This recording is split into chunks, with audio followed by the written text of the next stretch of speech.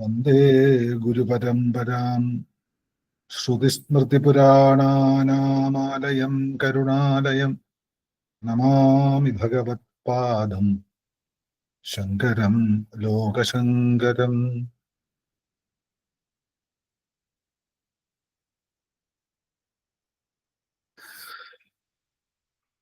എല്ലാവർക്കും നമസ്കാരം. എല്ലാ ഞായറാഴ്ചയും ക്ലാസ് അറ്റൻഡ് ചെയ്യാൻ പറ്റുന്നില്ല, കാരണം വ്യക്തിപരമായ ചില തിരക്കുകൾ കാരണമാണ്. ദിവസവും എല്ലാ ഞായറാഴ്ചയും എടുത്താൽ തന്നെ 1000 നാമുണ്ട്. എപ്പോ തീരും എന്നറിയില്ല.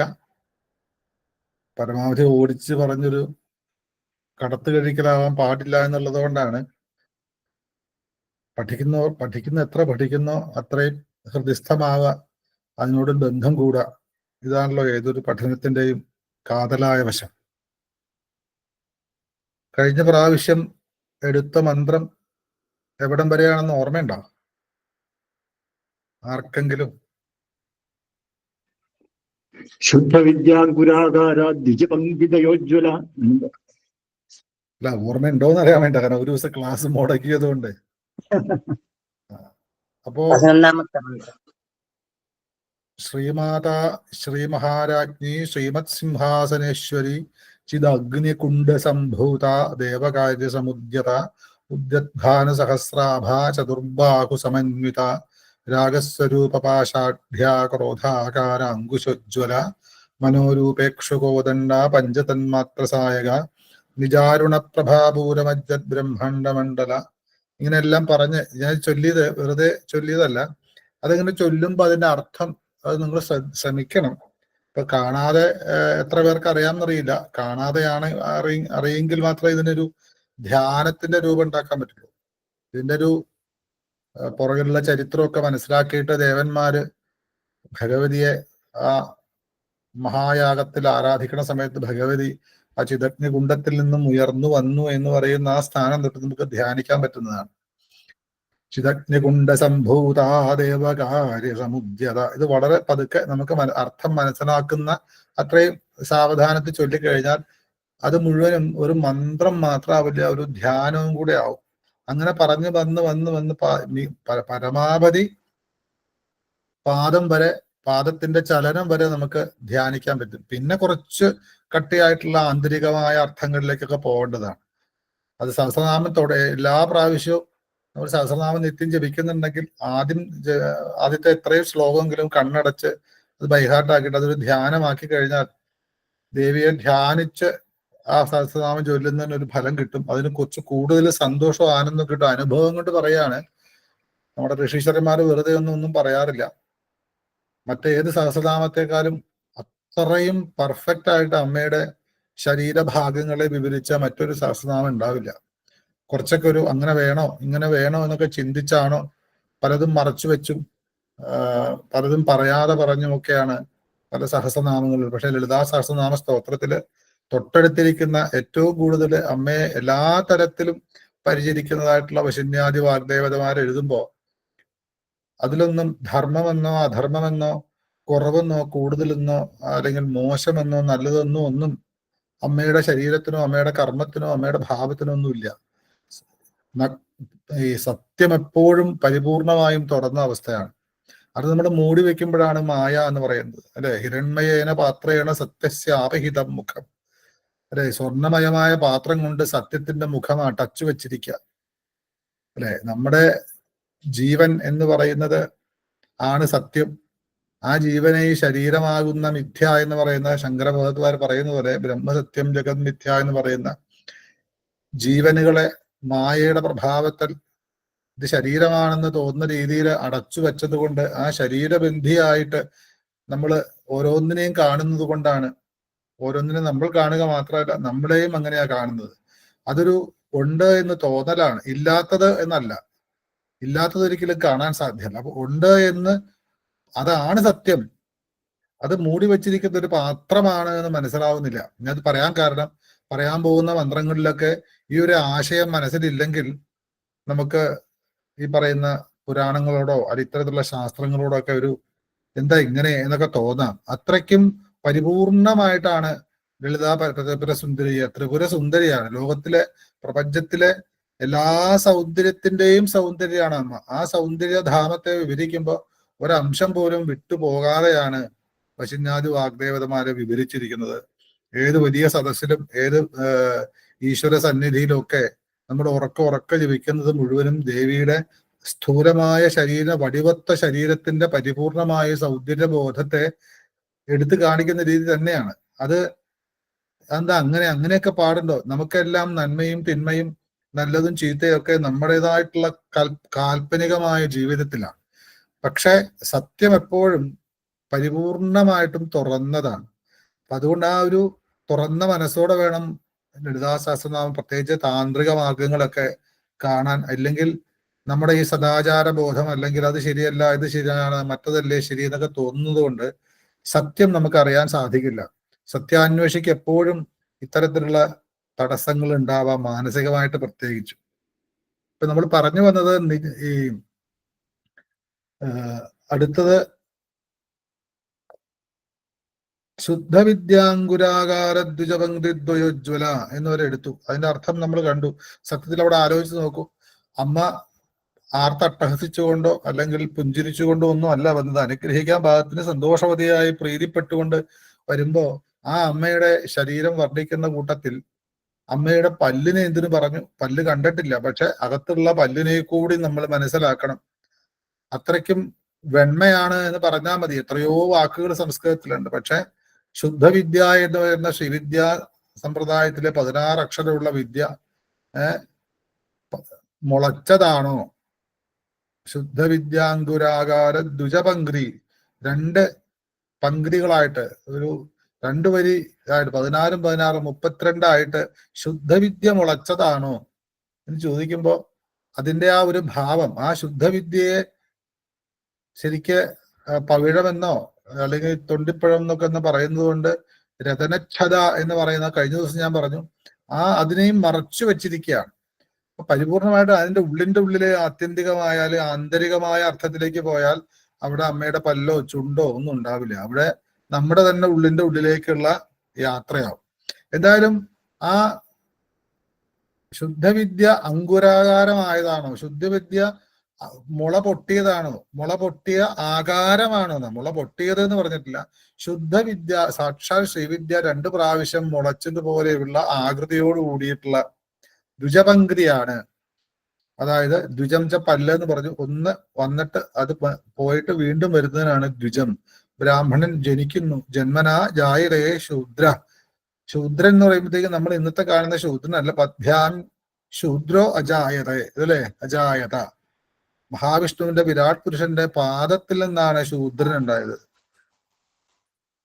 അപ്പോ ആ ശൂദ്രത്വം ഏറ്റവും പവിത്രമാണ്. കാരണം ഭഗവാന്റെ വിഷ്ണുവിന്റെ പാദങ്ങളാണ് ഗംഗ പ്രവഹിക്കുന്നത് പോലെ അവിടുന്നാണ്. പാദപത്മങ്ങളാണ് ഏറ്റവും വലുത്. ഗുരുവിന്റെ ആണെങ്കിലും പാദങ്ങളാണ് വലുത്. പാദധൂളികളാണ് ശിരസിൽ അണിയേണ്ടത്. ആ മുഖത്തു നിന്നൊക്കെ വേദവും ശാസ്ത്രമൊക്കെ വന്നിട്ടുണ്ടെങ്കിലും അനുഗ്രഹം ചൊരിയാൻ പാദങ്ങളെ പറ്റും. ആ പദ്ഭ്യാം ശൂദ്രോ അജായത എന്ന പുരുഷ സൂക്തം അത്രയ്ക്കും പവിത്രാണ് ആ പാദം, അല്ലെ? അതുപോലെ ഇവിടെ ദ്വിജൻ എന്ന് പറയുമ്പോ നമ്മള് ആ ഒരു ബ്രാഹ്മണൻ രണ്ടാമത് ജനിക്കുക. അതിന് ജനിക്കുന്ന എല്ലാ ജീവികളും ശൂദ്രഭാവത്തിലാണ്, അതായത് അജ്ഞാനികളാണ്, ഉള്ളിലുണ്ടെങ്കിലും പുറത്തേക്ക് പുറപ്പെടാത്ത ജീവനുകളാണ്. അതുകൊണ്ടാണ് ശൂദ്ര. കർമ്മണായ ജായതേ ദ്വിജ, കർമ്മം കൊണ്ട് രണ്ടാമത് ജനിക്കുന്നു, അല്ലെ? രണ്ടാമത് ജനിക്കാൻ വെച്ചാൽ അത് ശൂദ്രൻ വൈശ്യനാവാം, അതുപോലെ ക്ഷത്രിയനാവാം, ബ്രാഹ്മണനും ആവാം. രണ്ടാമത് ജനിക്കണമെന്നേ ഉള്ളൂ. അപ്പൊ ദ്വിജം അതുകൊണ്ട് അതിന്റെ ഏറ്റവും ഉയർന്ന ജനനം, വീണ്ടും ജനിക്കുന്ന, രണ്ടാമത് ജനിച്ചിട്ട് വീണ്ടും ജനിക്കുന്നതിന്റെ ഏറ്റവും ഉയർന്ന ജനനം ബ്രാഹ്മണനായതുകൊണ്ട് ബ്രാഹ്മണൻ വരെ ജനിക്കാം. കർമ്മണാ ജായതേ ദ്വിജ, ബ്രാഹ്മണൻ എന്ന് പേരുണ്ട്. ഒപ്പം തന്നെ പക്ഷി, മുട്ട ആദ്യം ഉണ്ടാവുന്നു, പിന്നെ മുട്ട വിരിഞ്ഞു കുട്ടി ഉണ്ടാകുന്നു, അതുകൊണ്ടും പക്ഷിക്ക് ദ്വിജൻ എന്ന പേരുണ്ട്.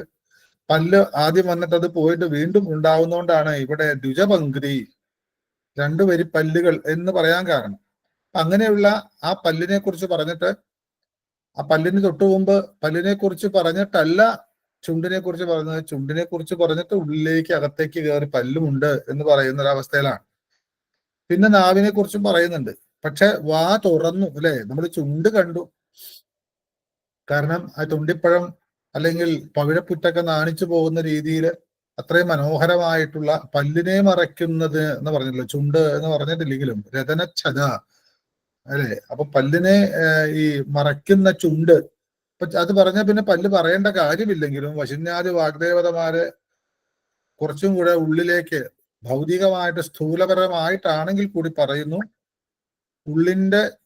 അതിന്റെ ഉള്ളില് ശുദ്ധവിദ്യയാണ്. ആ ശുദ്ധവിദ്യ പുറപ്പെടണമെങ്കിൽ പല്ലൊന്ന് അകലണം, നാവ് ചലിക്കണം. അപ്പോഴാണ് അടുത്ത മന്ത്രത്തിലേക്കൊക്കെ ആ അർത്ഥത്തിലേക്ക് വരുന്നുണ്ട്. അപ്പൊ ശുദ്ധവിദ്യ അങ്കുരാകാരമായതാ പോയുള്ള അമ്മയുടെ പല്ലുകൾ, 32 പല്ലുകൾ അത്ര ശുദ്ധവിദ്യയാണ്, ഒരു അഴുക്കും ഇല്ലാത്തത്, അത്രയും തിളങ്ങുന്ന പല്ലുകളാണ് എന്ന് ഒരു സാധാരണ സ്ഥൂലപരമായ രീതിയിൽ ചിന്തിക്കാം. പിന്നെ ശുദ്ധവിദ്യ എന്ന് പറഞ്ഞാൽ അതിനെക്കുറിച്ച് പറയണം എന്നുണ്ടെങ്കിൽ അതിന് പ്രത്യേകിച്ച് ഒരു സങ്കല്പമോ ഒന്നുമില്ലെങ്കിൽ അതിനൊരു ദേവതാഭാവം ഉണ്ടായി എന്നല്ലാതെ അതിന്റെ ശരിയായ പേര് മോക്ഷവിദ്യ എന്നാണ്. കാരണം ശ്രീമാത്രേ എന്നുള്ള അതിന്റെ പറഞ്ഞപ്പോഴേ ഞാൻ പറഞ്ഞു, ശ്രീ എന്ന് വെച്ചാൽ തന്നെ വിഷം എന്നാണ്. അതായത് ഈ ജന്മത്തെ മുഴുവനും നശിപ്പിച്ച് ഒരിക്കലും ഇനി ജന്മം എടുക്കാത്ത രീതി. നമ്മളൊക്കെ ഈ ജീവനെ എങ്ങനെയെങ്കിലും ശരീരത്തിന് ജീവൻ പോവാതിരിക്കാൻ വേണ്ടിയിട്ടാണ് ചികിത്സ അല്ലെ. പക്ഷെ ഈ ശരീരത്തിലേക്ക് ഒരിക്കലും ജീവൻ വരാതിരിക്കാൻ വേണ്ടിയിട്ടാണ് ആധ്യാത്മിക വിദ്യ. അത് ഭൗതികതയെ സംബന്ധിച്ചിടത്തോളം വിഷം തന്നെയാണ്. എന്നാൽ അതാണ് യഥാർത്ഥ ശ്രീ. അപ്പോ വിഷവിദ്യ എന്ന് പറയാം. കാരണം ഇനി ഒരിക്കലും പുനരപി ജനനം പുനരപി മരണം എന്നുള്ള ഒരവസ്ഥ ഒരു ജീവൻ ഇനി ഉണ്ടാവാതിരിക്കാൻ അവസാനത്തെ ജന്മത്തിലാണ് ശരിയായ രീതിയിലുള്ള ശ്രീവിദ്യാ മന്ത്രോപദേശം കിട്ടി ഉപാസിച്ച് അതിലൂടെ മുന്നോട്ട് പോവാന്നൊക്കെയാണ് ശ്രീവിദ്യാ സമ്പ്രദായത്തിലെ തന്നെ സങ്കല്പം. അങ്ങനെ ശുദ്ധ വിദ്യാങ്കുരാകാര ഉജ്വല, ഉജ്വല എന്ന് തന്നെയാണ്, പ്രകാശിക്കുക തന്നെയാണ്. അപ്പൊ നമ്മൾ പ്രകാശം, പല്ലിന്റെ പ്രകാശം കാണണമെങ്കിൽ പരസ്യത്തിലൊക്കെ കാണുള്ളൂ. നമുക്കൊന്നും അത് പ്രകാശിക്കുക പല്ല് പിന്നെ ദന്തം എന്നൊക്കെ വെച്ചാൽ അർത്ഥമൊക്കെ വേറെ രീതിയിലേക്കൊക്കെ പോകും. എന്തായാലും ഇവിടെ നല്ല സുന്ദരമായ 32 പല്ല്, തിളങ്ങുന്ന പല്ലുകളുണ്ട്. അത് ശുദ്ധവിദ്യ അങ്കുരമിട്ടതാണോ എന്ന് തോന്നും എന്ന് ഒരു ഉപമയായിട്ട് വശന്യാദി വാഗ്ദേവതമാര് പറഞ്ഞിട്ട് അടുത്ത മന്ത്രം കർപ്പൂരവീടികാമോദ സമാകർഷദിഗന്തര.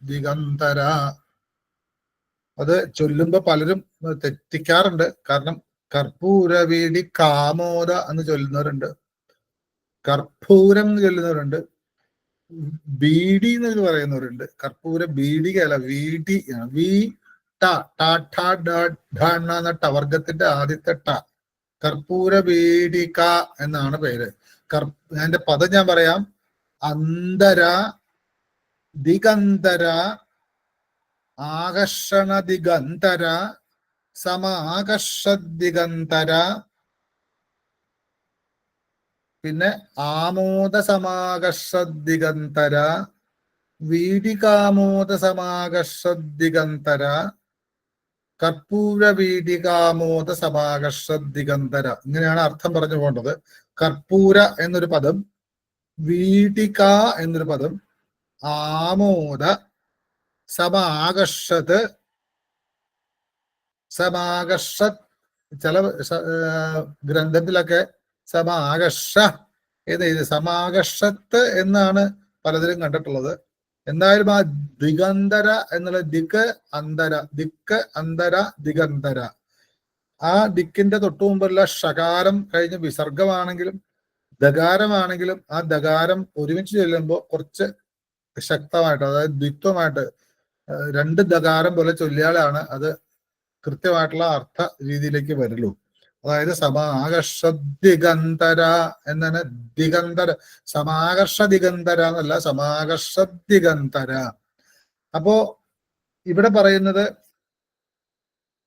എന്തോ ഒരു വിശേഷണാണ്. ചുണ്ട് കണ്ടു, പല്ല് കണ്ടു, ഇത് വായുടെ എന്തൊക്കെയാണെന്ന് കൃത്യമായിട്ട് പറയാണ്. അതിന്റെ ഭാവവും കൂടെ ഒന്നും വിട്ടുപോകാതാണ് പരിപൂർണമായിട്ടുള്ള വിവരണമാണ്. ഇവിടെ എന്താണ്? അന്തരത്തോട് കൂടിയവൾ. അന്തരം എന്ന് പറയുമ്പോൾ പല അന്തരം, ഞാനും നിങ്ങളും തമ്മിലുള്ള അന്തരം, പലതും തമ്മിലുള്ള അതല്ല. ദിഗന്തര, അപ്പോ ദിക്ക് അന്തരം, ദിക്കുകളോടും അന്തരത്തോടും കൂടിയവൾ എന്നർത്ഥം. കാരണം നമ്മളെല്ലാം ദിക്കിനോടും അന്തരത്തോടും കൂടിയവളാണ്. കാരണം ദിക്കുകളൊക്കെ എല്ലാവർക്കും അറിയാം, പ്രത്യേകിച്ച് തന്ത്രിമാരും ബ്രാഹ്മണരൊക്കെ ഉള്ളതുകൊണ്ട് അല്ലെ. 10 ദിക്കുകളാണ്, ദശദിക്കുകളാണുള്ളത് അല്ലെ. കിഴക്ക്, തെക്ക്, പടിഞ്ഞാറ്, വടക്ക് എന്നുള്ള 4 ദിക്കുകള്. പിന്നെ അതിന്റെ ഇടയ്ക്കുള്ള കോണുകൾ അഗ്നികോണ്, നിർവൃതികോണ്, വായുകോണ്, ഈശാനകോണ്, പിന്നെ ഏറ്റവും താഴെയുള്ള ഭാഗം, മുകളിലുള്ള ഭാഗം, അധോഭാഗവും മൂർധ്വഭാഗവും. ഇങ്ങനെ 10 ദിക്കുകളാണ്. പൂജയ്ക്കൊക്കെ ദിഗ്ബന്ധനം എന്ന് പറയുമ്പോൾ ഈ സ്ഥാനങ്ങളൊക്കെയാണ്. അതിലൊക്കെ ഓരോ ദേവതമാരും താന്ത്രികമായിട്ട് ഒരുപാട് സങ്കല്പങ്ങളുണ്ട്.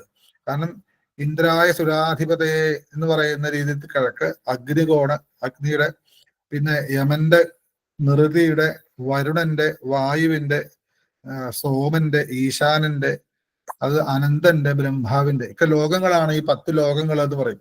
അവിടെയുള്ള ഓരോരോ ലോകങ്ങളെ കുറിച്ച്, ലോകം എന്ന് വെച്ചാൽ ആലോകയതി, കാണാൻ സാധിക്കുന്നതാണ്, പക്ഷെ നമുക്ക് പറ്റുന്നില്ല എന്ന് മാത്രം. ആലോകനം ചെയ്യാൻ സാധിക്കും. ഇങ്ങനെയുള്ള എനർജി സെന്റേഴ്സ് ആണ് മുഴുവൻ. അത് ഭൂമി വെച്ച് നോക്കുമ്പോൾ ഭൂമിയുടെ 10 ദിക്കുകളിൽ എന്ന് പറയുന്നത് മാത്രം. അങ്ങനെയുള്ള ആ ഒരു ദിക്ക് എന്ന് പറയുമ്പോൾ പ്രധാനമായിട്ടും പറയേണ്ടത് എന്താണ്? ദിക്കുകൾ കൃത്യമായിട്ട് പറഞ്ഞാൽ 4 ദിക്കുകളാണുള്ളത്: കിഴക്ക്, തെക്ക്, പടിഞ്ഞാറ്, വടക്ക്. ഇങ്ങനെ ദിക്കുകളുണ്ട്. അപ്പൊ അമ്മ ഇരിക്കുന്നതിന്റെ ചുറ്റുമുള്ള കാര്യമാണ് പറയുന്നത്. ഈ വാ തുറക്കുന്ന സമയത്ത്, ചിരിക്കുന്ന സമയത്ത്, അല്ലെങ്കിൽ പല്ല് കാണുന്ന സമയത്ത് ഈ ദിക്കുകൾക്കും അന്തരങ്ങൾക്കും, അന്തരാളം എന്നൊക്കെ തന്ത്രത്തില് കലശപൂജയിലൊക്കെ പത്മം ഇടുമ്പോ അല്ലെങ്കിൽ കാര്യങ്ങൾ പറയുമ്പോ ഒക്കെ പഠിപ്പിക്കാറുണ്ട്. ദിക്കിന്റെയും കോണിന്റെയും ഇടയ്ക്കുള്ള സ്ഥലമാണ് അന്തരം. അപ്പൊ സമ്പൂർണ്ണമാണെന്നർത്ഥം. ദിക്ക് കഴിഞ്ഞാൽ കോണാണ്, അതിനിടയ്ക്ക് ഒരു സ്ഥലം വരും. ആ സ്ഥലവും വിട്ട് കളഞ്ഞിട്ടില്ല ഇവിടെ. ദിഗന്തര, കിഴക്ക്, തെക്ക്, പടിഞ്ഞാറ്, വടക്ക് എന്നുള്ള ദിക്കുകളും അതിന്റെ ഇടയിലുള്ളവരും. അപ്പൊ സമ്പൂർണമായ പ്രപഞ്ചം മുഴുവൻ, ബ്രഹ്മാണ്ഡം മുഴുവൻ എന്നർത്ഥം. ഭഗവതിയെ കുറിച്ച്, ത്രിപുരസുന്ദരിയെ കുറിച്ച് പറയുമ്പോൾ അതിന്റെ ദിക്കുകള് എങ്ങനെയാണ് നമുക്ക് ചിന്തിക്കാൻ പോലും പറ്റില്ല.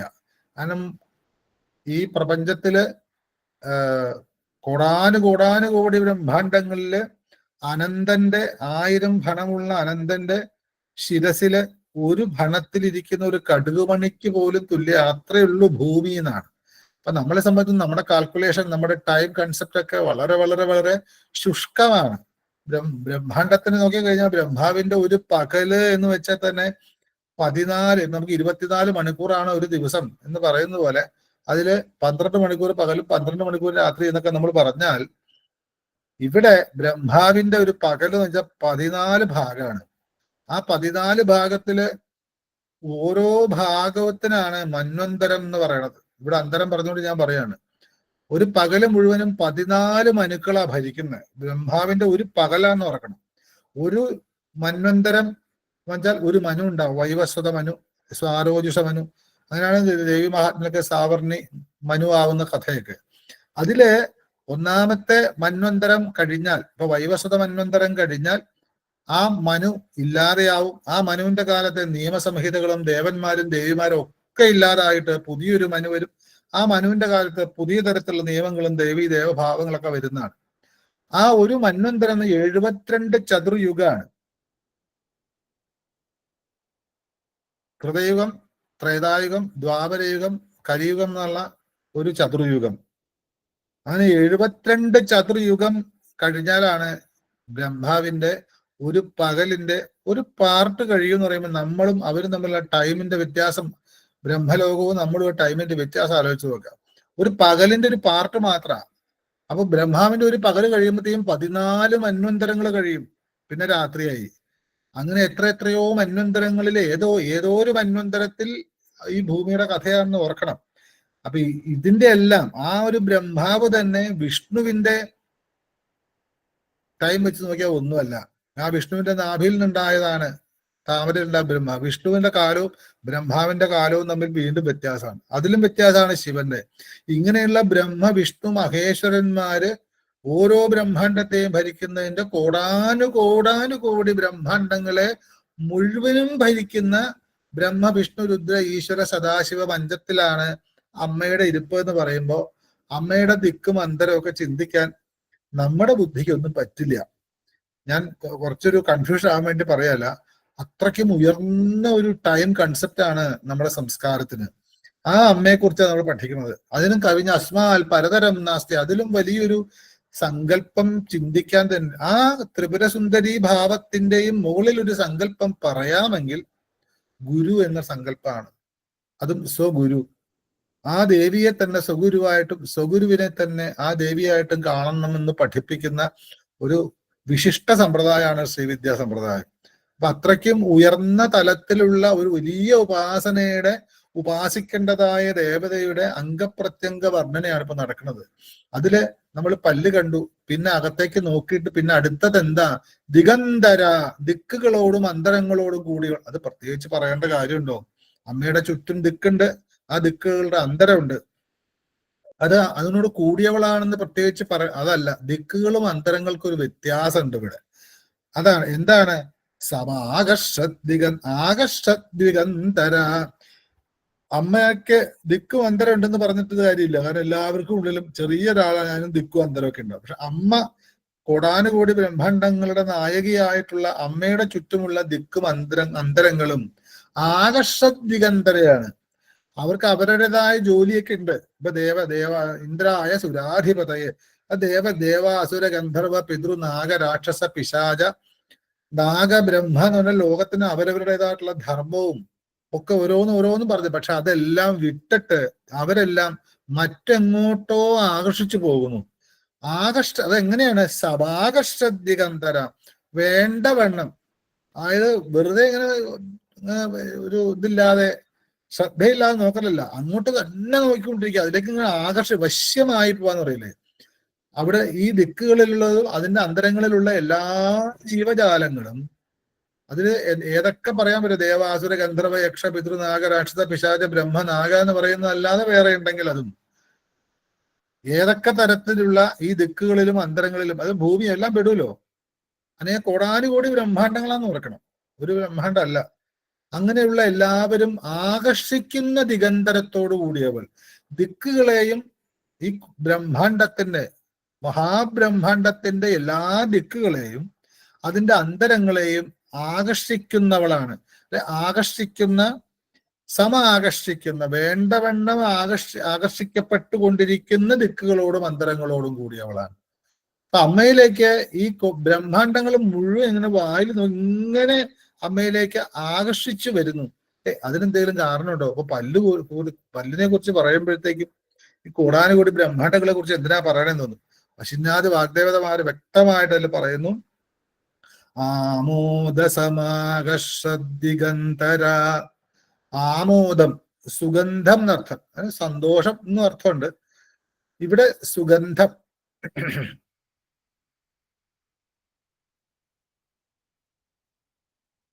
സുഗന്ധം എന്ന് പറയുന്നതിനുള്ളത് നല്ല ഗന്ധം എന്ന് പറയാം, അല്ലെ? നല്ലൊരു വാസന എവിടെയും വന്നാൽ നമ്മുടെ മനസ്സ് അങ്ങോട്ട് പോകും. ആ വാസന കുറച്ചുകൂടെ കിട്ടാൻ ആഗ്രഹിക്കും. ദുർഗന്ധമാണെങ്കിൽ നമ്മൾ മൂക്ക് പൊത്തിപ്പിടിക്കും. ആമോദം, സുഗന്ധം എന്നർത്ഥമുണ്ട്, സന്തോഷം എന്നർത്ഥമുണ്ട്. സന്തോഷത്തോടു കൂടി ആകർഷിക്കുന്നവർ എന്നാവാം, വളരെ വളരെ സന്തോഷത്തോടുകൂടി വേണ്ടവണ്ണം, അല്ലെങ്കിൽ ഒരു സുഗന്ധത്താൽ ആകർഷിക്കപ്പെട്ട ദിക്കുകളോടും അന്തരങ്ങളോടും കൂടിയവൾക്ക് നമസ്കാരം. അപ്പൊ എന്താ ഒരു സുഗന്ധം? എന്താ ഇത്ര ഒരു ആകർഷിക്കാൻ? അവിടെ പ്രത്യേകിച്ച് വല്ല സെന്റോ അല്ലെങ്കിൽ വല്ല പെർഫ്യൂം പോലെയുള്ള അല്ലെങ്കിൽ അതേപോലെയുള്ള എന്തെങ്കിലും ആകർഷിക്കാൻ പാകത്തിന് എന്തെങ്കിലും അവിടെ ഉണ്ടോ എന്ന് ചോദിച്ചാൽ അവിടെയാണ് വീഡികാമോദ. വീഡികയുടെ ആമോദത്താൽ വേണ്ടവണ്ണം ആകർഷിക്കപ്പെട്ട ദിക്കുകളോടും അന്തരങ്ങളോടും കൂടിയവൾ ആണ് ഭഗവതി എന്ന് പറയാണ്. അങ്ങനെയുള്ളവൾക്ക് നമസ്കാരം. എന്താണ് വീഡിക എന്ന് വെച്ചാൽ? പി അല്ല, അതുകൊണ്ട് വകാരാണ്. വായാണ്. ട എന്നുള്ള ടവർഗത്തിന്റെ ആദ്യത്തെ, പിന്നെ കവർഗത്തിന്റെ വീട്ടിക എന്നാണ്. വെറ്റിലക്കൊടി എന്നാണ് അർത്ഥം. വെറ്റില ചുണ്ണാമ്പ് തേച്ച വെറ്റില ചുരുൾ എന്നും ഒരർത്ഥം പറയുന്നുണ്ട്. പക്ഷെ ഇവിടെ നമുക്ക് അങ്ങനെ പറയാം, സാധാരണ താമ്പൂലം എന്നർത്ഥം, അല്ലെ? കർപ്പൂര വീഡികാമോദ സമാകർഷദിഗന്തര എന്നുള്ളപ്പോ ഇവിടെ വീഡിക എന്നുള്ളത് വരെ നോക്കിക്കഴിഞ്ഞാൽ വെറ്റിലയുടെ സുഗന്ധം കൊണ്ട്, വെറ്റില ഇങ്ങനെ വായിലിട്ട് ഇങ്ങനെ ചവച്ചു കഴിഞ്ഞാൽ പ്രത്യേകിച്ച് സുഗന്ധം വല്ലതുണ്ടോ? ചുണ്ണാമ്പ് തേച്ചാലും. ഇതല്ല, അങ്ങനത്തെ വീഡികയല്ല.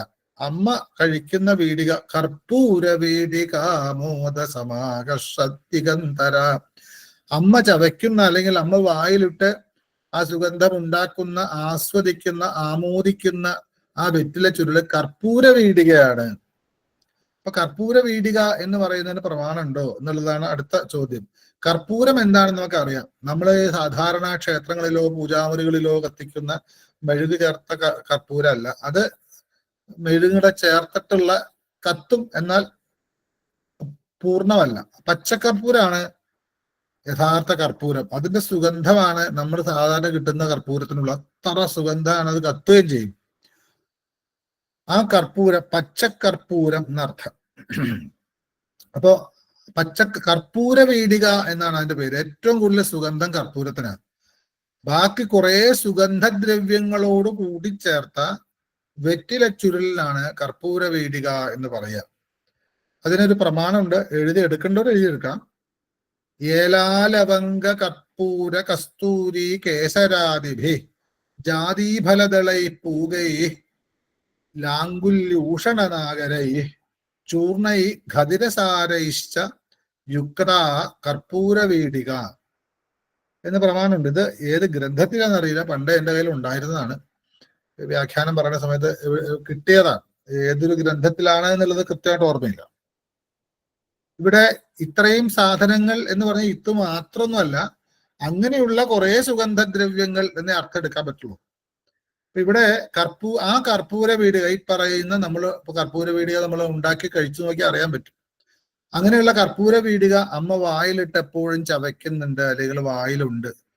അപ്പൊ അത്രയും സന്തോഷമായിട്ട്, അല്ലെ ഊട് കഴിഞ്ഞ് അല്ലെങ്കിൽ ആഹാരം കഴിഞ്ഞതിന് ശേഷം വളരെ സന്തോഷമായിട്ടിരിക്കുമ്പോൾ കുറച്ചും കൂടെ സന്തോഷം ഉണ്ടാവാനും മനസ്സിന് ഉന്മേഷം ഉണ്ടാവാനും കൂടെ ഇരിക്കുന്നവർക്ക് സുഗന്ധം ഉണ്ടാവാനും വായിക്കും അതുപോലെ വയറിനൊക്കെ ഗുണം ഉണ്ടാവാനുള്ള ആയുർവേദം ചേർത്തിട്ടുള്ള മുറുക്കാൻ എന്നൊക്കെ നമ്മൾ പറയുന്ന, അതിങ്ങനെ ചവച്ചിരിക്കുന്ന സമയത്തുള്ള ഒരു സുഖം അത് മുറുക്കുന്നവർക്ക് കുറച്ച് കൂടുതൽ അറിയാൻ പറ്റും.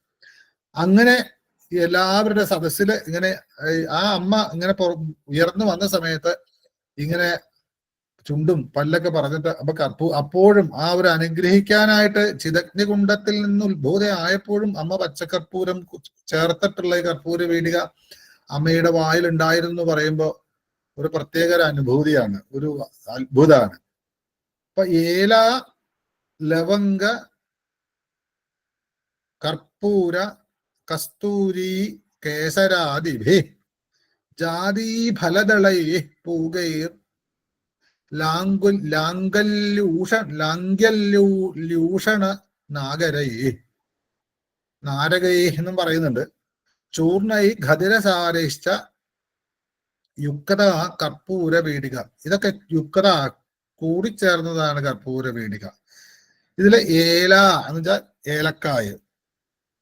അതിന് ക്രമമൊക്കെ ഉണ്ടാവും, അല്ലെങ്കിൽ ഇത്ര എണ്ണം അല്ലെങ്കിൽ ഇത്ര അതിന്റെ കണക്കൊക്കെ ഉണ്ടാവും. അതിപ്പോ എനിക്കറിയില്ല, അന്വേഷിച്ചാൽ അറിയാൻ പറ്റും.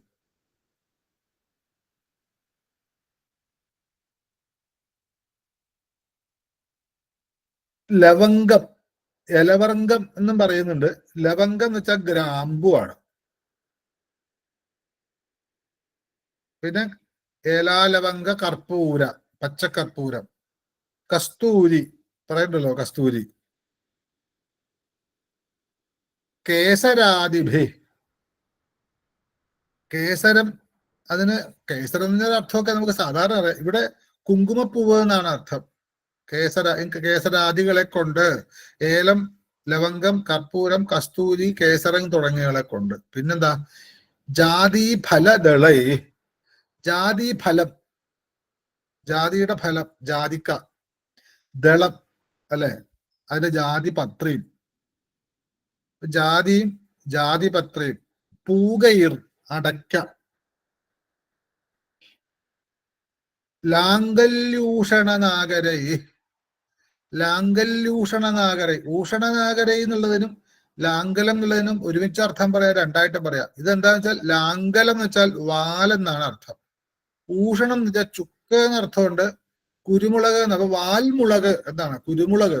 കുരുമുളക് വെച്ചാൽ ഒരുപാടല്ല, കുറച്ചായിരിക്കാം. അപ്പൊ വാൽമുളക്, ലാംഗല്യൂഷണം, നാഗരൈ, നാഗരത്തിന് ചുക്ക് എന്ന് പറയും. അപ്പൊ ചുക്ക് ഒരു കഷ്ണം, അതുപോലെ കുരുമുളകിന്റെ കഷ്ണം, അടക്കയുടെ കഷ്ണം, ജാതിപത്രി, ജാതിക്ക, അതുപോലെ കുങ്കുമപ്പൂവ്, കസ്തൂരി, പച്ചക്കർപ്പൂരം, അതുപോലെ ഗ്രാമ്പു, ഏലത്തരി, ഇത്രയും. ഇപ്പം അത്രയായി. ജാതി ഫലതളയി പൂകയിൽ ലാങ്കിൽ ലൂഷ്, ചൂർണം ചുണ്ണാമ്പ്. ഇവിടെ വീടിക എന്ന് വെച്ചാൽ ചുണ്ണാമ്പ് തേച്ച വെറ്റില ചുരുൾ എന്ന അർത്ഥമുണ്ട്. പക്ഷെ ഇവിടെ ചൂർണയി എന്ന് പറഞ്ഞത് കൊണ്ട് അവിടെ വെറ്റില ചുരുൾ എന്ന് മാത്രം. ഒരു വെറ്റില ചുരുളില് ചൂർണം തേച്ചിട്ട്, ചുണ്ണാമ്പ് തേച്ചിട്ട്, ഖദിരസാരയിഷ്ട, ഖദിരസാരം എന്ന് പറയുന്നത് ചെയ്തു നോക്കിയിട്ടില്ല. ഖദിരം എന്ന് വെച്ചാൽ കരിങ്ങാലി എന്നാണ് അർത്ഥം. കരിങ്ങാലിയുടെ എസൻസ്, അതിന്റെ അത് അരച്ചിട്ടോ അല്ലെങ്കിൽ അതിന്റെ പിഴിഞ്ഞെടുത്തിട്ടോ എങ്ങനെയാണ്, അതിന്റെ എസൻസ് ആണ്, ഖദിരസാരാണ്. അപ്പൊ ചുണ്ണാമ്പ് തേച്ച വെറ്റില, അതില് ഈ പറഞ്ഞ കരിങ്ങാലിച്ചാറ് അല്ലെ അതിന്റെ രസം, ഒപ്പം ചെറിയ കഷ്ണം ചുക്ക്, കുരുമുളക്, അതുപോലെ അടയ്ക്ക, ജാതിപത്രി, ജാതിക്ക, കുങ്കുമപ്പൂവ്, കസ്തൂരി, പച്ചക്കർപ്പൂരം, അതുപോലെ ഗ്രാമ്പു, ഏലത്തരി, ഇതൊക്കെയാണ്. ഇതെല്ലാം കൂടെ ഇപ്പൊ ഇനിയും ഉണ്ടാവാം. ഇതിന്റെ കൂടെ തന്നെ കർപ്പൂര വീടേക്ക് വേറെ പ്രമാണം ഉണ്ടാവും. ഏകദേശമുള്ളൊരു ഇതെല്ലാം കൂടെ ചേർത്ത വെറ്റില ചുരുളാണ് കർപ്പൂര വീടിക എന്ന് പറയുന്നത്. അപ്പൊ അങ്ങനെയുള്ള ഈ കർപ്പൂര വീടിക അവിടെ റെഡിയാക്കി വെച്ചിട്ടുണ്ടാവാം. വശന്യാദി വാഗ്ദേവതവരെ കൊടുക്കുന്നുണ്ടാവാം. അത് വായിലിട്ട് ഇങ്ങനെ ചവയ്ക്കുമ്പോ അമ്മയ്ക്കൊരു സുഖം, ആമോദം ഉണ്ട്. പക്ഷെ അതിന്റെ ഒരു സുഗന്ധം, ആ സുഗന്ധത്താലാണ്. അമ്മയെ കാണാനുള്ള ആഗ്രഹമൊന്നുമില്ല. കർപ്പൂര വീടികയുടെ ആമോദം കൊണ്ട് വേണ്ടവണ്ണം ആകർഷിക്കപ്പെട്ട ദിക്കുകളോടും അന്തരങ്ങളോടും കൂടിയവൾക്ക് നമസ്കാരം. കർപ്പൂര വീടികാമോദ സമാകർഷദിഗന്ധര. അപ്പൊ ശരിക്കും ഏറ്റവും കൂടുതൽ ദുർഗന്ധം എന്നുള്ളത് വായുനാറ്റം എന്നൊക്കെ പറയുന്ന വായിക്കാണ് അല്ലെ. എല്ലാ ആഹാരങ്ങളൊക്കെ ആദ്യം കൊണ്ട് ഇടേണ്ട സ്ഥലമാണ്. അതുപോലെ തന്നെ എപ്പോഴും തുപ്പൽ ഇങ്ങനെ ഉമിനീര് വരുന്ന സ്ഥലമാണ്. എത്ര വൃത്തിയാക്കിയാലും വൃത്തിയാവാത്ത സ്ഥലമാണ്. അതുകൊണ്ടാണ് രാവിലെ വൈകിട്ടൊക്കെ പല്ല് തേക്കണം എന്നൊക്കെ ഡോക്ടേഴ്സ് പറയുന്നത്. എന്തായാലും ആ വായുടെ സൗന്ദര്യം, ഉജ്ജ്വലമായ പല്ല് മാത്രമല്ല, സുന്ദരമായിട്ടുള്ള ചുണ്ടുകൾ മാത്രമല്ല, വെറ്റില ചുരുൾ കൊണ്ട് ഒന്നാമത് തന്നെ അരുടാം കരുണാതരംഗിയാണെങ്കിലും അമ്മയുടെ ചുവന്ന നിറമാണെങ്കിലും ചുണ്ടും ചുവന്നതാണെങ്കിലും പല്ലൊക്കെ ശരിക്കും എങ്ങനെ ഇതിൽ ഉജ്ജ്വലയായി എന്ന് എനിക്ക് സംശയം വന്നത്. കാരണം കർപ്പൂര വീടിയായിട്ട് ഇങ്ങനെ ശരിക്കും അടക്കൊക്കെ ഇട്ട് ശരിക്കും ചവച്ചു കഴിഞ്ഞാൽ മുഴുവനും മുറുക്കിയ പോലെ ചുമപ്പാവും. എന്നാലും അതിന്റെ ഉള്ളിൽ ഇങ്ങനെ ഈ മുറുക്കുന്നതിന് തൊട്ട് മുമ്പാണ് പറഞ്ഞത് എന്നുള്ളത് കൊണ്ട് നമുക്ക് സമ്മതിക്കാം. എന്നാലും വെറ്റില മുറുക്കാൻ, അതായത് നമ്മള് എന്താ പറയണ്ടേ, ലഡ്ഡുകം അപൂപം ബാലാംബു കർപ്പൂരാദി സഹിതം താമ്പൂലം സമർപ്പയാമി എന്ന് നമ്മൾ പൂജകളിൽ അവസാനം പ്രസന്ന പൂജയില് എല്ലാം നിവേദ്യമൊക്കെ സന്തോഷമായിട്ടിരിക്കുമ്പോ പ്രസന്ന പൂജയൊക്കെ ചെയ്തിട്ട് ലഡ്ഡുവും അപ്പവും ഇളനീരും കർപ്പൂരാദി സഹിതം. അപ്പൊ കർപ്പൂരാദി സഹിതം എന്ന് പറയുന്നതാണ് ഈ പറയുന്ന ഏലാലവങ്ക കർപ്പൂര കസ്തൂരി കേസരാധിപി ജാതിഫലതളൈ പൂകയിൽ ആങ്കുല്യ ഉഷണനാഗരൈ ചൂർണൈ ഖദിരസാരശ്ച യുക്ത കർപ്പൂര വീടിക എന്ന് പറയുന്ന ഈ വീടിക എന്നുള്ളത് മാറ്റിക്കഴിഞ്ഞാൽ ഈ പച്ചക്കർപ്പൂരം തുടങ്ങി ഈ പറഞ്ഞതെല്ലാം കൂടെ ചേർത്തിട്ടുള്ള കർപ്പൂരാദി, ആ കർപ്പൂരാദി ചേർത്ത താമ്പൂലം. അതായത് കർപ്പൂര വീടിക ദിവസവും എല്ലാ പൂജയ്ക്കും, ചെറിയ പൂജയായാലും വലിയ പൂജയായാലും കർപ്പൂര വീടിക നമ്മൾ നിവേദിക്കാറുണ്ട്, സങ്കല്പിക്കാറുണ്ട്. അതിന് പകരം ചിലപ്പോ വെറ്റില വയ്ക്കും, അടയ്ക്ക നന്നായിട്ട് ചിരണ്ടി എടുത്ത് വയ്ക്കുക, അത്രേ മതി. പക്ഷെ ഇതിൽ പറയുന്നു ഈ കർപ്പൂര വീടിക എന്ന് വെച്ചാൽ ചുണ്ണാമ്പ് തേച്ച വെറ്റില ചുരുൾ തന്നെയാണ്. അപ്പൊ അങ്ങനെയുള്ള ആ താമ്പൂലം ചവയ്ക്കുന്ന ആ ഭംഗിയല്ല, അതിന്റെ നിറമല്ല, അതിന്റെ സുഗന്ധം എവിടം വരെ പരന്നു. കോടാനുകോടി ബ്രഹ്മാണ്ടങ്ങളുടെയും ഏറ്റവും അതിന്റെ അങ്ങേയറ്റത്തെ അതിരില് ദിക്കുകളിലേക്കും ആ ദിക്കുകളുടെ അന്തരങ്ങളിലേക്കും വ്യാപിച്ചു എന്ന് പറയുമ്പോൾ ആ കർപ്പൂര വീടികയുടെ ആമോദം, സുഗന്ധം എത്ര ആയിരിക്കും എന്ന് പറയാൻ വയ്യ. അത് കണ്ടിട്ട് ആ സുഗന്ധം എല്ലായിടത്തേക്കും പരക്കുമ്പോ ഈ ദിക്കുകളിലുള്ളതും അന്തരങ്ങളിലുള്ളതും ഒക്കെ ആയിട്ടുള്ള എല്ലാ ദേവീദേവൻ, ദേവാസുര, ഗന്ധർവ, യക്ഷ, പിതൃ, നാഗ, രാക്ഷസ, പിശാച എന്ന് പറയുന്ന എല്ലാ ദിക്കുകളിലുള്ള എല്ലാവരും ആ സുഗന്ധത്തിൽ ആകൃഷ്ടരായി അമ്മയിലേക്ക് ആകർഷിച്ചുകൊണ്ടിരിക്കുന്നു. അങ്ങനെ ഈ പ്രപഞ്ചത്തെ മുഴുവൻ തന്നിലേക്ക് തന്റെ സങ്കല്പം കൊണ്ടോ പാശം കൊണ്ടോ അങ്കുശം കൊണ്ടോ ഒന്നും അല്ല, തന്റെ കർപ്പൂര വീടികയുടെ സുഗന്ധം കൊണ്ട് പോലും ഈ കോടാനുകൂടി ബ്രഹ്മാണ്ടങ്ങളെ പ്രേമത്തോടെ വശ്യതയോടെ തന്നിലേക്ക് ആകർഷിക്കുന്ന കാമേശ്വരിയാണ് സാക്ഷാൽ ലളിതാ പരമേശ്വരി എന്ന് നമുക്ക് ചിന്തിക്കേണ്ടി വരും. അപ്പോ നമ്മൾ കിരീട തൊട്ട് ഇങ്ങനെ കണ്ട് മൂക്ക് കണ്ട് അവസാനം ചുണ്ട് കണ്ടു, പല്ല് കണ്ടു, പല്ലിന്റെ ഉള്ളിൽ അതിനകത്തുള്ള എന്താണ് വായ എന്ന് പറയുമ്പോൾ തന്നെ സംസാരിക്കാനോ അല്ലെങ്കിൽ എന്തെങ്കിലും കഴിക്കാനേ നമ്മൾ തുറക്കുള്ളൂ. ബാക്കി ശ്വാസമൊക്കെ മൂക്കിലൂടെയാണ്.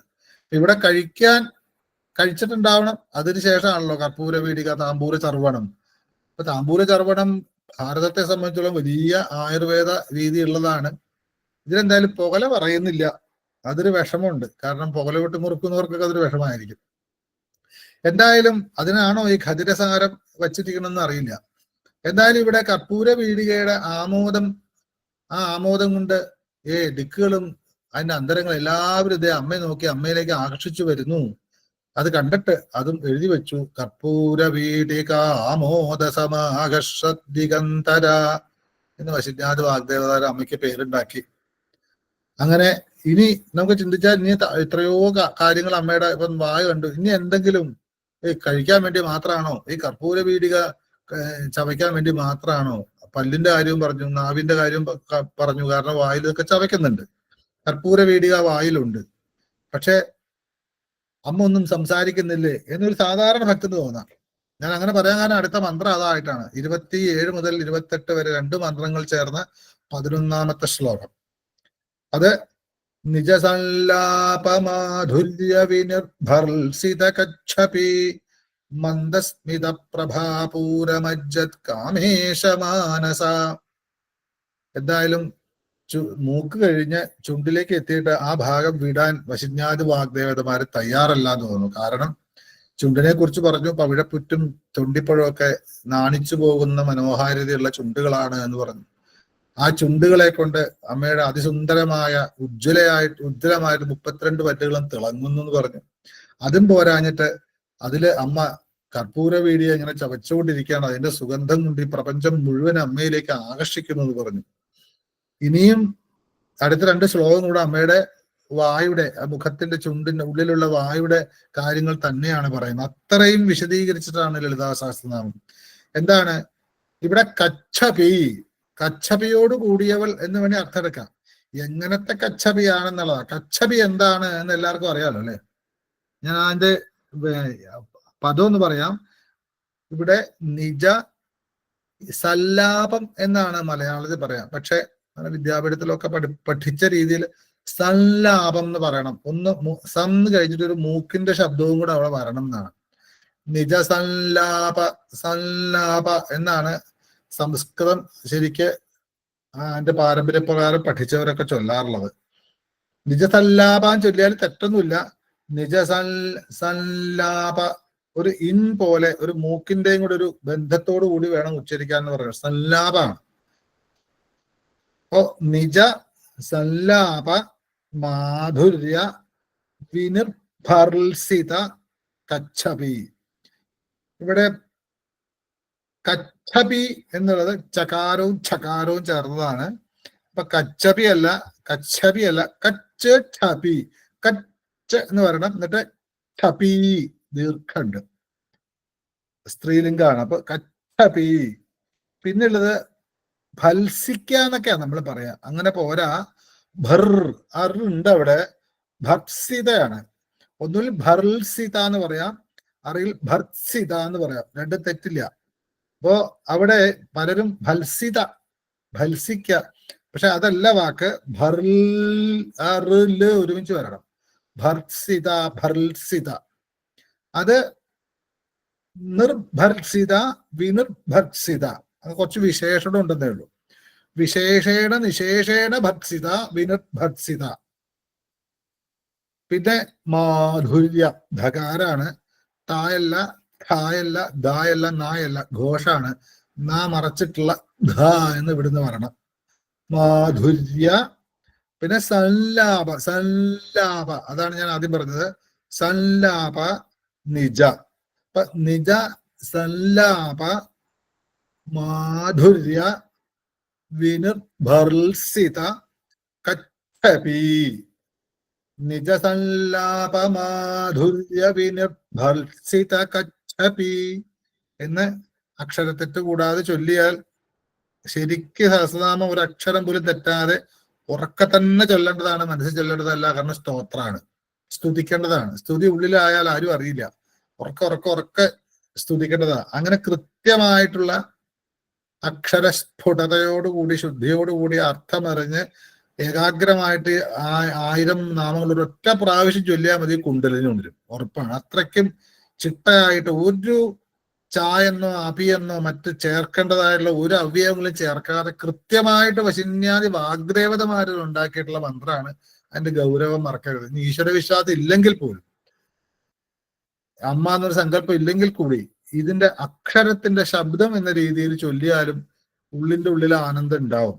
അത് ചൊല്ലണം. വെറുതെ ഒരു നമ്മള് ശ്രീമഹാരാജ്ഞി ശ്രീമസിംഹാസനിച്ച് ഇങ്ങനെ അല്ലാതെ ശ്രീമാതാ ശ്രീ മഹാരാജ്ഞി ശ്രീമത് സിംഹാസനേശ്വരി ഇങ്ങനെ അക്ഷരങ്ങൾ ഇങ്ങനെ കണ്ട് അതിൽ ലയിച്ച് ദേവിയുടെ രൂപം കണ്ടില്ലെങ്കിൽ ആ അക്ഷരങ്ങൾ ഇങ്ങനെ കറക്റ്റായിട്ട് നിശ്ചയിച്ച് കണ്ടുകൊണ്ട് മുന്നോട്ട് ചൊല്ലിയാൽ അതിന്റെ അവസാനം അതിന്റെ എഫക്റ്റ് മനസ്സിലാവും. അതുപോലെ നിജസല്ലാപമാ, ഇവിടെ ചൊല്ലുമ്പോ തെറ്റാനൊരു സാധ്യതയുള്ളത് നിജസല്ലാപ മാധുര്യ. പകാരം കഴിഞ്ഞ് മകാരം വരുമ്പോ ചിലപ്പോ നാവിനതൊരു ബുദ്ധിമുട്ടാവും. നിജസല്ലാപമാ എന്ന് വരാൻ പലർക്കും ബുദ്ധിമുട്ടായിട്ട് ഞാൻ കേട്ടിട്ടുണ്ട്. നിജസല്ലാപമാധുര്യ വിനിർഭർസിത കച്ഛപി. അപ്പൊ എന്താ അതിന്റെ അർത്ഥം? പിന്നെ അടുത്ത് മന്ദസ്മിത പ്രഭാപൂരമജ്ജത് കാമേശമാനസ. മാനസ കാമേശമാനസ, മജ്ജത് കാമേശമാനസ, പൂരമജ്ജത് കാമേശമാനസ, പ്രഭാപൂരമജ്ജത് കാമേശമാനസ, സ്മിത പ്രഭാപൂരമജ്ജത് കാമേശമാനസ, മന്ദസ്മിത പ്രഭാപൂരമജ്ജത് കാമേശമാനസ. ഇവിടെ സല്ലാപം എന്നുള്ളതാണ് ആദ്യത്തെ മന്ത്രത്തില്. അതും ചുണ്ടുകൊണ്ട് തന്നെയാണ്.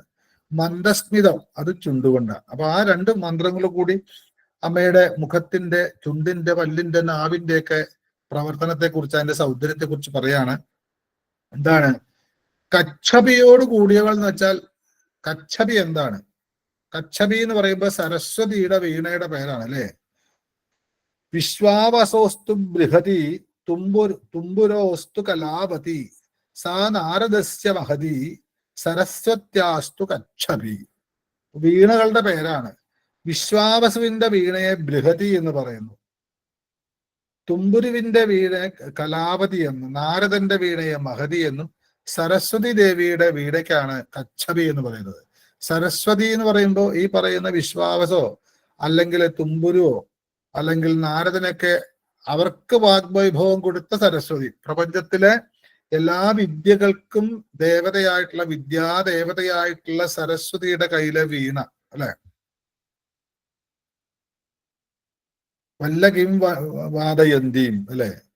അങ്ങനെ വീണ എന്ന് വെച്ചാൽ അത് വിദ്യയാണ്, നാദമാണ്. എല്ലാ നാദങ്ങളെയും വളരെ അക്യുറേറ്റ് ആയിട്ട് കൊടുക്കുന്ന ഒരു വാദ്യം വീണയാണ്. ഉപാസനയിലെ കുണ്ടലിനി ഉയർന്ന് മൂലാധാരമൊക്കെ പോയിട്ട് അനാഹതത്തിലൊക്കെ എത്തുന്ന സമയത്തൊക്കെ വീണാനാദം കേൾക്കാൻ പറ്റും സാധകർക്ക് എന്ന് പറയാറുണ്ട്.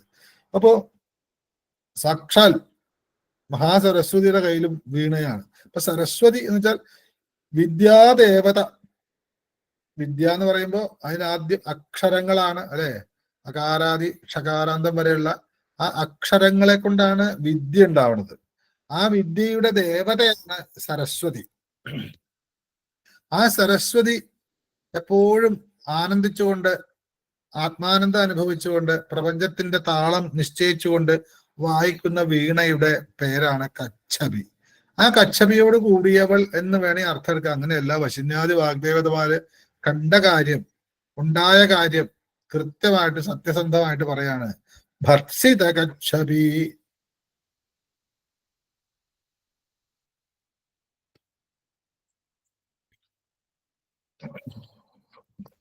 ഒരു മിനിറ്റ്.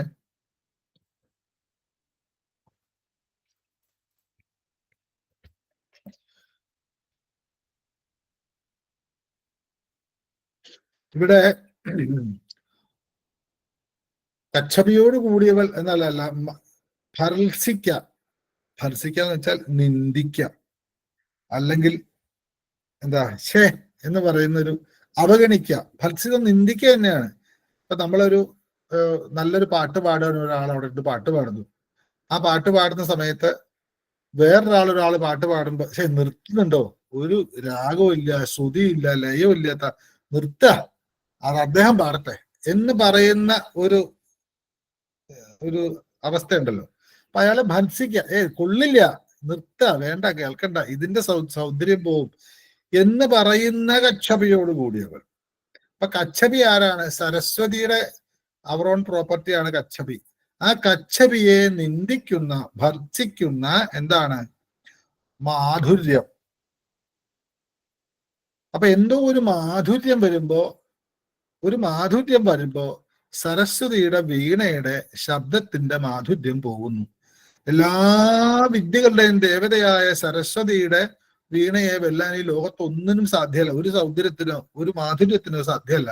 പക്ഷെ ഇവിടെ പറയുന്നു സരസ്വതിയുടെ സ്വന്തമായിട്ടുള്ള കച്ചപി എന്ന വീണയുടെ സൗന്ദര്യത്തെ, അല്ലെങ്കിൽ അതിന്റെ സുഖത്തെ, ആനന്ദത്തെ, ശബ്ദമാധുര്യത്തെ ഭത്സിക്കുന്ന, ഒന്നും അല്ലാട്ടോ, മാറ്റിവെക്കുക, ഇത് ഉപയോഗിക്കണ്ട എന്ന് പറയുന്ന രീതിയിൽ ഭത്സിക്കുന്ന ഒരു മാധുര്യം. ഏതോ ഒരു മാധുര്യം കൊണ്ട് ഇവിടെ ഭത്സിക്കുക എന്ന് പറഞ്ഞാൽ സാമാന്യം കൊള്ളില്ല, അങ്ങനെയല്ല, നിശേഷേണ ഭത്സിതയാണ്, ഒട്ടും കൊള്ളില്ല എന്ന് പറയാം. അതോ കുറച്ചും കൂടെ വിശേഷേണ നിശേഷേണ ഭത്സിതയാണ്. ഒട്ടും കൊള്ളില്ല കേട്ടോ നിന്റെ ഈ വീണ എന്ന് പറയുന്നതിൽ വിശേഷമായിട്ട് നിശേഷമായിട്ട് ഭത്സിക്കുന്ന കച്ചപി. അപ്പൊ ഒന്നിനും കൊള്ളാതെയാക്കി സരസ്വതിയുടെ വീണ എന്നാണ് വശിന്യാദി വാഗ്ദേവതമാർ പറയുന്നത്. അതെന്തുകൊണ്ടാണ്? അതിനിടയ്ക്ക് വേറെ ഏതോ ഒരു ശബ്ദമാധുര്യം അവിടെ കയറി വന്നു, അല്ലെ? നല്ല ഒരു പാട്ടാണെന്ന് വിചാരിക്കുമ്പോ അതിലും നന്നായിട്ട് ഒരാളൊരു പാട്ട് പാടിയാൽ മറ്റേ പാട്ട് നമ്മൾ അത് മോശമായിട്ടു, ഇത് ഗംഭീരം എന്ന് പറയുന്നത് പോലെ ഇവിടെ മാധുര്യം കൊണ്ട് വിശേഷേണ നിശേഷേണ ഭത്സിക്കുന്ന, മാറ്റിവെക്കപ്പെട്ട, നിന്ദിച്ച് മാറ്റിവെച്ച കച്ചപിയോട് കൂടിയവൻ. അപ്പൊ കച്ചപിയെ വിശേഷേണ നിശേഷേണ ഭത്സിക്കുന്ന മാധുര്യം, അത് മാധുര്യം എന്ന് പറയുമ്പോ മധുരം തരുന്നത് എന്താന്ന് പറയണ്ടത്? എന്താണ്? സല്ലാപം. അമ്മയുടെ സംസാരം സമ്യക്കാകും വണ്ണ ലാഭം. അതായത് അമ്മയുടെ ഒരു സല്ലാപം, സല്ലപിക്കാന്ന് പറയില്ലേ, വലിയ പ്രഭാഷണമൊന്നുമില്ല, കൃത്യമായിട്ട് അടുക്കും ചിട്ടയായിട്ട് എഴുതി വെച്ച് അങ്ങനെയൊന്നുമില്ല. സല്ലപിക്കാന്ന് വെച്ചാൽ പരസ്പരം സല്ലപിക്കുക. സാധാരണ നാട്ടുവർത്താനം, വീട്ടുവർത്താനം ഒക്കെ പറയുന്നവർ എന്തൊക്കെയുണ്ട് വിശേഷം, സുഖാണോ എന്നൊക്കെ ചോദിക്കുന്നുള്ള ഒരു സല്ലാപം. അത് സമ്യക്കാകും വണ്ണം, വേണ്ട വണ്ണം ചോദിക്കുക, വേണ്ട വണ്ണം ഉത്തരം കിട്ടുക എന്നുള്ള രീതിയിലുള്ള സല്ലാപം, അതിന്റെ മാധുര്യാണ്. അത് ആരുടെ സല്ലാപ? നിജസല്ലാപം, നിജം, തൻ്റേത്. വശിന്യാദി വാഗ്ദേവത പറയാണ്, അമ്മയുടെ, തൻ്റെ എന്ന് പറയുമ്പോൾ അമ്മയെ കുറിച്ചാണല്ലോ, അമ്മയുടെ സല്ലാപത്തിന്റെ മാധുര്യം. അമ്മ അങ്ങനെ മക്കളൊക്കെ വന്നോ, എന്തൊക്കെയുണ്ട്, സുഖാണോ എന്ന് എന്തെങ്കിലും വാഗൊണ്ട്, ഈ കർപ്പൂര വീടി ഇട്ടിട്ടുള്ള തിളങ്ങുന്ന പല്ലുകളുള്ള നല്ല ചുണ്ടുകളുള്ള അതൊന്ന് വായൊന്ന് തുറന്നിട്ട് എന്താണ് വിഷയമായിട്ട്, പ്രത്യേകിച്ച് വായിന്റെ ഉള്ളിൽ കർപ്പൂര വീടിയും കൂടെ ഉള്ളത് കൊണ്ട് അക്ഷരം ഒന്ന് സ്ഫുടാവെന്ന് പറയാൻ പറ്റില്ല. എൻ്റെ ഒരു സങ്കല്പമാണ്. എന്താണ് ബ്രഹ്മാവേ, എന്താണ് മഹാവിഷ്ണു, മഹാദേവ, സുഖാണോ എന്നോ, അല്ലെ സരസ്വതി നിനക്ക് സുഖാണോ എന്ന് ചോദിക്കുന്ന അഖിലാണ്ടകോടി നായകി അങ്ങനെ ഒന്ന് സല്ലപിക്കാൻ തുടങ്ങുമ്പോ ആ സ്വരമാധുര്യം, എന്തൊക്കെയുണ്ട് വിശേഷം എന്നൊരാൾ ചോദിച്ചാൽ എന്താ ഉള്ളത്? അത് സല്ലാപാണ്. എല്ലാവർക്കും നമസ്കാരം, അങ്ങനെയൊന്നുമല്ല, അറിഞ്ഞു ചിട്ടപ്പെടുത്തി വെറുതെ സല്ലപിക്കുക. അങ്ങനെ തന്റെ തന്നെ സല്ലാപത്തിന്റെ മാധുര്യം കൊണ്ട് വിശേഷേണ നിശേഷേണ ഭക്ഷിക്കപ്പെട്ട സരസ്വതിയുടെ വീണയാകുന്ന കച്ചപിയോട് കൂടിയവൾ എന്ന് പറയുമ്പോൾ അമ്മയൊന്ന് വാ തുറന്ന് എന്തെങ്കിലും ഒന്ന് വെറുതെയെങ്കിലും ഒന്ന് പറയാൻ തുടങ്ങിയാൽ സരസ്വതി വിഷമിച്ച് അയ്യോ എനിക്ക് എന്റെ വീണയ്ക്ക് ഒരു മാധുര്യം ഇല്ലല്ലോ എന്ന് പറഞ്ഞ് ആ വീണ ആ കവറിന്റെ ഉള്ളിലേക്ക് അല്ലെങ്കിൽ എന്തിലാണോ കൊണ്ടുവന്ന ഇടത്ത് കെട്ടി മാറ്റി പൂട്ടി വെക്കും എന്നർത്ഥം. കാരണം എന്റെ കച്ചപി എന്ന വീണ കൊണ്ട് ഒരു ഫലവും ഇല്ല.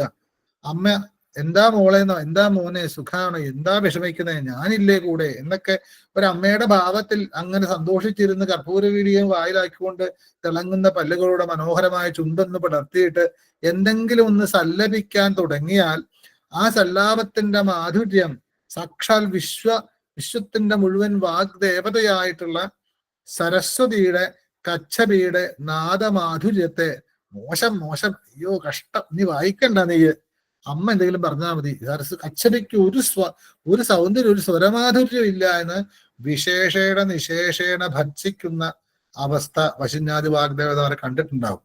കാരണം അത് പറയുന്നുണ്ട് അല്ലെ, സൗന്ദര്യലഹരിയിലൊക്കെ പറയുന്നുണ്ടല്ലോ, വിപഞ്ചാഗായന്തേ വിവിധമപദാനം പശുപതേ ത്വയാരബ്ധേ ഭക്തും ചലിത ശിരസാ സാധുവചനേ എന്ന് പറയുന്ന ശ്ലോകത്തിലൊക്കെ പറയുന്നുണ്ട്. അമ്മ എന്തെങ്കിലും പറയാൻ തുടങ്ങുമ്പോ സരസ്വതി അത്രയും നേരം വായിച്ചുകൊണ്ടിരുന്ന തന്റെ കച്ചവി വേഗം എല്ലാം നിർത്തി പൂട്ടിക്കെട്ടി മാറ്റിവെക്കും. കാരണം അപശ്രുതി പോലെ തോന്നുന്നു. അമ്മയുടെ ആ സ്വരമാധുര്യത്തിന്റെ മുമ്പിൽ സരസ്വതിയുടെ കച്ചപിക്ക് പോലും ഒരല്പം പോലും മാധുര്യമില്ലാന്ന്. അതുകൊണ്ട് ഇവിടെ പ്രത്യേകം പറഞ്ഞാണ് വിനിർഭത്സിത. ഭത്സിത എന്ന് മാത്രം പറഞ്ഞാൽ മതിയായിരുന്നു.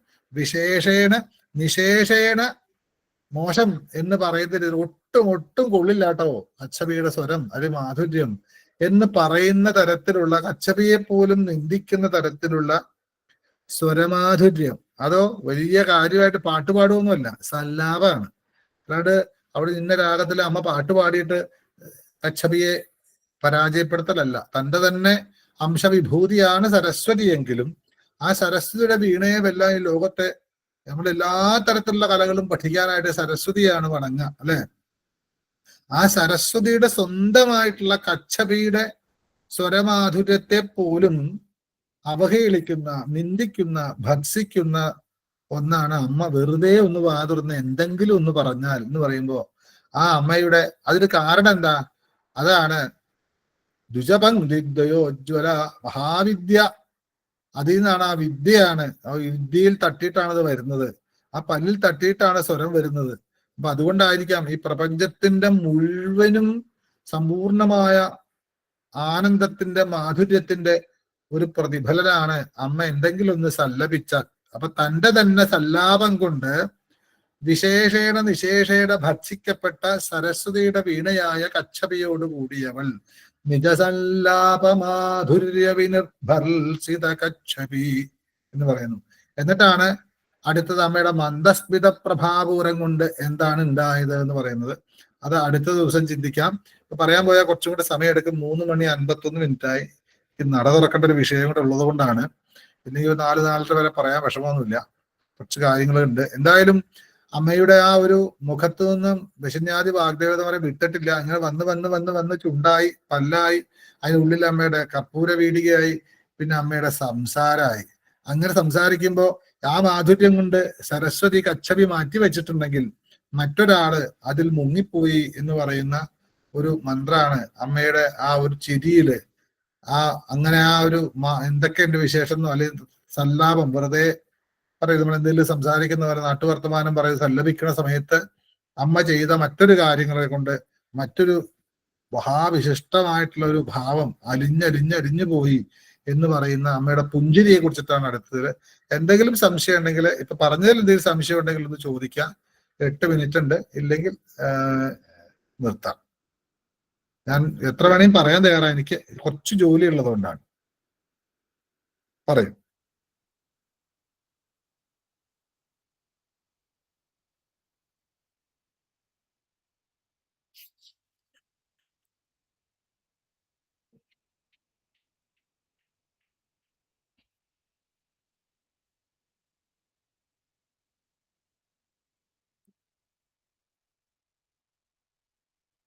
ഒന്നുമില്ല.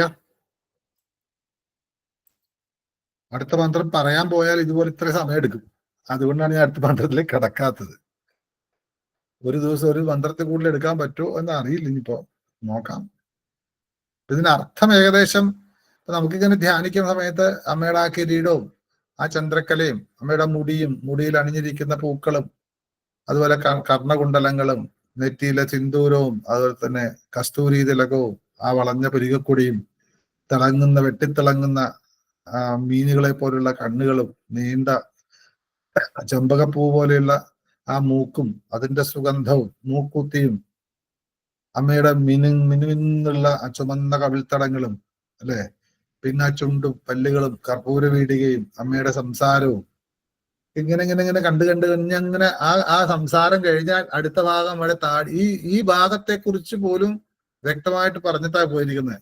കുറച്ച് ഭാഗം അത്രേ ഉള്ളൂ. പിന്നീട് കുറച്ച് കട്ടിയാണെങ്കിലും ആ അമ്മയെ ധ്യാനിക്കാൻ, ഒരാൾക്ക് ധ്യാനം പറഞ്ഞു കൊടുക്കാൻ, ദേവി എങ്ങനെ ധ്യാനിക്കണം, ഇതിന്റെ അർത്ഥം കണ്ട് പഠിച്ചിട്ട് അങ്ങനെ ധ്യാനിച്ചോളൂ എന്ന് പറയാം. അത് നല്ലതാണ്. അപ്പൊ എന്തായാലും എന്തെങ്കിലും ഇത് ഞാൻ ഈ പറഞ്ഞ ക്ലാസ്സിൽ എന്തെങ്കിലും സംശയം ഉണ്ടെങ്കിൽ ചോദിക്കാം, മറുപടി പറയാൻ നോക്കാം.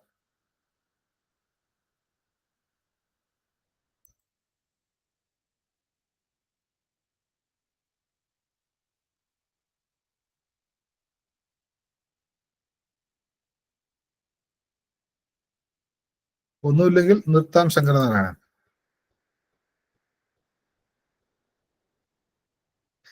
ആർക്കും ഒന്നും പറയാം, എല്ലാവർക്കും